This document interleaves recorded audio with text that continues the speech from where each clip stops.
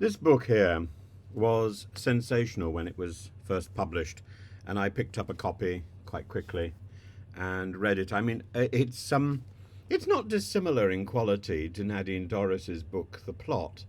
However, in this book, there's a lot of reference to characters who go under Beatrix Potter names rather than James Bond names. It's not really what it contains, which is important. It's the precedent that it sets, and the fact that the Thatcher's concerns are only being made public today. That's 10 years later than they should have been made public. Tells us a great deal about the nature of the concerns. If somebody who is engaged in working undercover for our country is encouraged to write a book of memoirs, and I think the same could be said about senior politicians, then it makes it extremely difficult to trust our country. Um, in fact, much of the substance that's in here was already exposed in a book called Their Trade is Treachery by Harry Chapman-Pincher.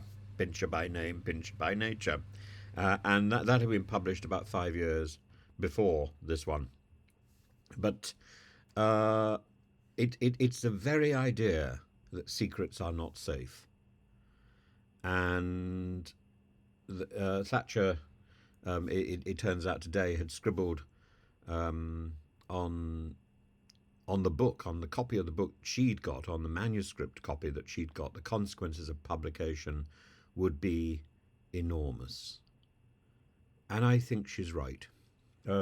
This was one of the books which came out at about that time. The other one was The Satanic Verses, which came out in 79.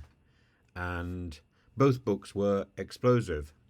And I thought that it was impossible to have an opinion about these books without getting a copy. So I got copies, and I'm pleased I did, but neither book is particularly readable. And that's the problem. The problem with so much sensational literature is it's really good for only one thing, and that's pulping.